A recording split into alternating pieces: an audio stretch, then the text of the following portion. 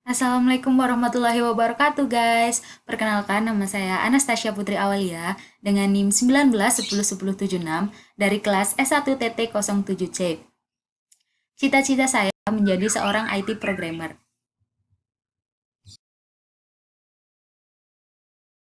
Oke guys, di sini saya akan membahas modul mata kuliah praktikum algoritma dan pemrograman untuk modul 4, yaitu tentang konstruksi dasar pengulangan atau repetition. Sebelumnya, mari kita cari tahu apa itu tentang konstruksi dasar pengulangan tersebut. Konstruksi dasar pengulangan atau repetition merupakan konstruksi dasar yang digunakan dalam suatu algoritma untuk menjalankan satu atau beberapa pernyataan atau instruksi yang sama sebanyak beberapa kali. Secara umum, struktur flowchart dari konstruksi dasar pengulangan adalah sebagai berikut. Di sini sudah tergambar struktur flowchart dari konstruksi dasar pengulangan tersebut ya guys. Untuk keterangannya sendiri, berdasarkan struktur flowchart tersebut, konstruksi dasar pengulangan terdiri dari 3 bagian, yaitu yang pertama yaitu ada bagian tentang kondisi pengulangan, yaitu yang berisi operasi logika untuk menentukan awal dan akhir dari suatu pengulangan. Selama kondisi masih terpenuhi atau bernilai true, pengulangan dapat terus dilakukan. Untuk yang kedua, yaitu bagian badan pengulangan, yang berisi tentang deretan instruksi yang akan diulang-ulang pelaksanaannya. Instruksi tersebut dapat berupa konstruksi dasar runtutan, konstruksi dasar pemilihan, atau bahkan konstruksi pengulangan yang lain. Yang ketiga, yaitu ada pencacah atau counter, yaitu yang berisi suatu variabel yang digunakan untuk membatasi jumlah pengulangan yang dapat dilaksanakan. Nilai variabel perlu diatur bertambah atau increment, atau berkurang atau decrement pada setiap pengulangan dan akan berhenti bertambah atau berkurang jika nilainya sudah melebihi batas nilai akhir yang sudah ditentukan. Namun, pada beberapa kondisi tertentu, pencacah tidak diperlukan atau opsional karena pembatasan pengulangan tidak dilakukan oleh pencacah, melainkan oleh variabel dari suatu instruksi. Untuk konstruksi dasar pengulangan terdiri dari 4 struktur, yaitu yang struktur pertama yaitu for to, struktur kedua while do, struktur ketiga do while, dan yang terakhir adalah struktur pengulangan bersama. Untuk struktur pertama yaitu ada struktur for to. Struktur for to digunakan untuk melakukan pengulangan sejumlah kali yang telah dispesifikasi nilai awal dan nilai akhir atau kondisi stopnya. Dengan kata lain, jumlah pengulangan struktur for to sudah diketahui sebelumnya atau dapat ditentukan sebelum eksekusi program. Bentuk psikot untuk struktur for to adalah sebagai berikut. Terlihat di sini ada struktur for to untuk bentuk psikotnya yaitu meningkat dan di bawahnya adalah struktur for to menurun. Jika ditranslasikan ke struktur bahasa C menjadi sebagai berikut. Untuk keterangannya sendiri, yaitu counter diisi dengan variabel yang berfungsi sebagai pencacah pengulangan, nilai awal dan nilai akhir diisi dengan nilai yang sudah ditentukan di mana nilai akhir lebih besar sama dengan nilai awal, increment atau decrement diisi dengan operasi aritmatika seperti tambah, kurang, kali, dan bagi. Untuk membuat nilai pada variabel counter bertambah atau berkurang, pada psikot, increment atau decrement tidak perlu dituliskan karena nilai pada variabel counter diasumsikan selalu bertambah atau berkurang satu secara otomatis pada setiap pengulangan. Lanjut untuk struktur yang kedua adalah struktur while do. Untuk bentuk psikot untuk struktur while do adalah sebagai berikut. Jika hasil translasi ke struktur bahasa C adalah sebagai berikut. Di sini sudah terlihat bentuk psikot dan hasil translasi ke struktur bahasa C. Berbeda dengan struktur for to yang mempunyai nilai awal dan nilai akhir atau kondisi stopnya. Struktur while do hanya mempunyai nilai akhir atau kondisi stop saja. Namun struktur while do juga dapat ditambahkan dengan nilai awal sebagai inisialisasi, yaitu pada bagian sebelum masuk pada struktur while do. Sebelum melakukan pengulangan, kondisi stop akan diperiksa terlebih dahulu apakah terpenuhi atau bernilai true atau tidak bernilai false. Ketika kondisi tersebut masih terpenuhi, instruksi atau proses yang ada di dalam badan pengulangan akan dikerjakan berulang kali sampai kondisi stopnya sudah tidak terpenuhi lagi. Jika dibandingkan dengan struktur for to, struktur while do dapat digunakan sebaik penggunaan struktur for to pada kasus-kasus di mana jumlah pengulangan sudah diketahui di awal program. Namun, struktur while-do memiliki keunggulan yang tidak dimiliki oleh for-to, yaitu untuk kasus di mana jumlah pengulangannya tidak dapat ditentukan di awal sehingga kondisi stop tidak bergantung dari proses increment atau decrement lagi. Pada kasus tersebut, struktur while-do dapat mengatasi kondisi stop tersebut melalui suatu proses atau instruksi yang ada pada badan pengulangan. Kemudian yang ketiga adalah repeat until. Bentuk psikot untuk struktur repeat until adalah sebagai berikut. Hasil translasi ke struktur bahasa C adalah sebagai berikut. Struktur repeat until dapat dikatakan sebagai kebalikan dari kondisi while-do. Jika pada struktur while-do kondisi stop dicek di awal pengulangan atau sebelum badan pengulangan dijalankan, maka pada struktur repeat until kondisi stop akan dicek di akhir pengulangan atau setelah badan pengulangan dijalankan sekali. Badan pengulangan kembali dijalankan sampai kondisi stop tidak terpenuhi atau bernilai false. Dengan kata lain, perbedaan antara struktur repeat until dan struktur while-do adalah badan pengulangan pada struktur repeat until akan dijalankan minimal 1 kali, sedangkan pada struktur while-do tidak akan pernah dilaksanakan bila kondisi stop pertama kali tidak dipenuhi atau bernilai false. Untuk struktur terakhir adalah struktur pengulangan bersarang. Struktur pengulangan bersarang terjadi ketika terdapat struktur pengulangan di dalam struktur pengulangan sebelumnya atau niched loop. Jika kondisi stop pada pengulangan sebelumnya atau kondisi 1 terpenuhi atau bernilai true, maka kondisi stop pada pengulangan di dalamnya atau kondisi 2 akan diperiksa dan jika terpenuhi atau bernilai true, maka instruksi atau proses yang ada di dalamnya akan diulang sampai kondisi 2 tidak terpenuhi atau bernilai false. Pengulangan bersarang biasanya digunakan untuk data yang melibatkan koordinat baris dan kolom atau 2 dimensi seperti matriks berikut. Di sini terdapat matriks 2 dimensi, yaitu terdapat kombinasi struktur pengulangan yang dapat digunakan seperti kombinasi struktur yang sama atau for-to dengan for-to, while-do dengan while-do, dan repeat until dengan repeat until. Dan kombinasi struktur yang berbeda, yaitu for-to dengan while-do, for-to dengan repeat until, dan while-do dengan repeat until.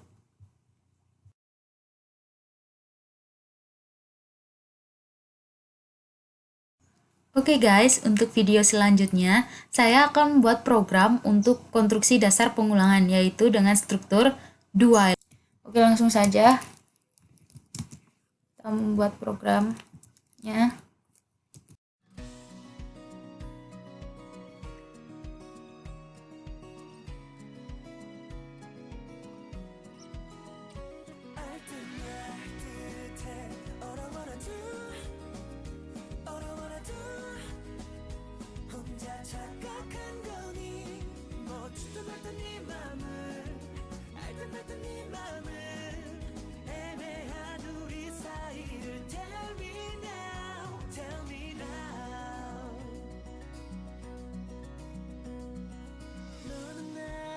걱정하게 해.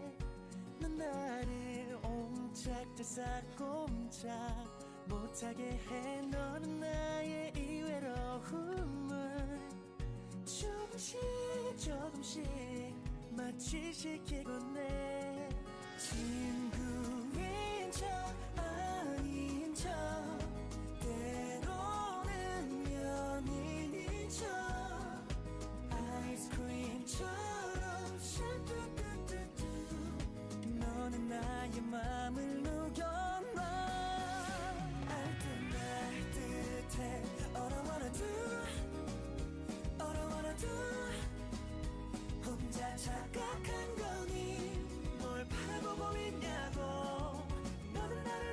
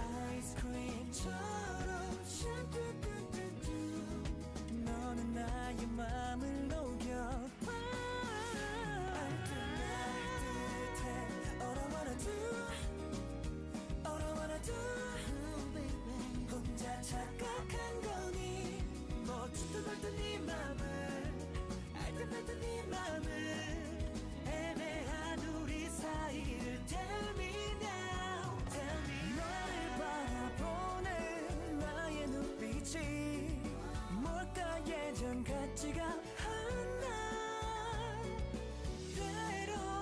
때론 여자로 보여 난 왜 이렇게 좋을까 I don't know 뜻해 All I wanna do All I wanna do 혼자 착각한 거니 묻지도 않던 네 맘을 알듯 말듯 네 맘을 애매한 우리 사이를 tell me now 알듯 All I wanna do All I wanna do 혼자 착각한 거니 뭘 바라보고 있냐고 너는 말을 하냐고 애매한 우리 사이를 tell me now tell me now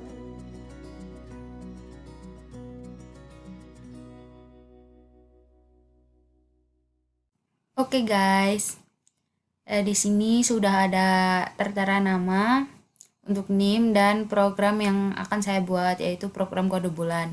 Dan menggunakan char yaitu untuk teks yang berformat huruf, angka, atau simbol dengan karakter tunggal. Untuk selanjutnya integer, yaitu untuk bilangan bulat. Dan kemudian dengan do nanti memakai do while, yaitu untuk melakukan perulangan walaupun belum diketahui jumlahnya. Oke, lanjut aja langsung ke nama bulan, cout nama bulan, untuk masukkan kode bulan 1 sampai 12. Kemudian sin untuk inputan yaitu bulan. Kemudian kita awali dengan if, yaitu mengeksekusi sebuah kondisi. Untuk bulan pertama sama dengan bulan 1, cout sama dengan cout untuk bulan ke-1 adalah bulan Januari. Kemudian else if itu pemakaian else if yaitu untuk kondisi yang diinginkan. Else if biasanya dipakai setelah if. Else if untuk bulan kedua adalah Februari. Selanjutnya else if untuk bulan ketiga adalah Maret, dan sampai ke bulan ke Desember. Untuk selanjutnya, setelah untuk bulan ke-12 adalah bulan Desember. Untuk selanjutnya yaitu else untuk pilihan terakhir yang akan dijalankan. Nanti di sini sudah, jika kita tidak menulis apa yang sesuai diperintahkan, maka akan keluar untuk kode ini tidak dikenal. Kemudian selanjutnya yaitu reply Y atau T. Nanti akan ada tulisan jika benar yaitu kita akan milih Y, jika tidak akan memilih T. Nanti keluarannya akan seperti ini. Jika kita memilih Y lagi, kita akan lagi kembali untuk pemilihan bulan dan selanjutnya. Di sini memakai while yaitu untuk pemilihan proses yang belum diketahui jumlahnya. Oke, kita langsung saja di run. Nah, di sini udah ada tampilan runnya yaitu untuk memasukkan kode bulan. Contohnya kode bulan ke-8. Langsung tertera di sini bulan ke-8 adalah Agustus. Benar Y untuk mengulangi proses tersebut. Bulan ke-10 Oktober, untuk tidak mengulangi kita tulis T. Dan di sini udah ada klik enter untuk keluarnya. Kemudian lagi di sini kan adalah untuk program berulang-ulang. Jika kita memasukkan misal huruf bukan angka ya, di sini akan langsung tertera kode ini tidak dikenal.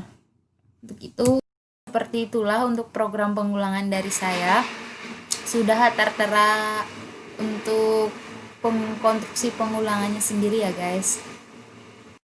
Yang selanjutnya yaitu pembuatan flowchart dari kode program yang telah saya buat. Di sini saya membuat flowchart dengan manual atau digambar langsung.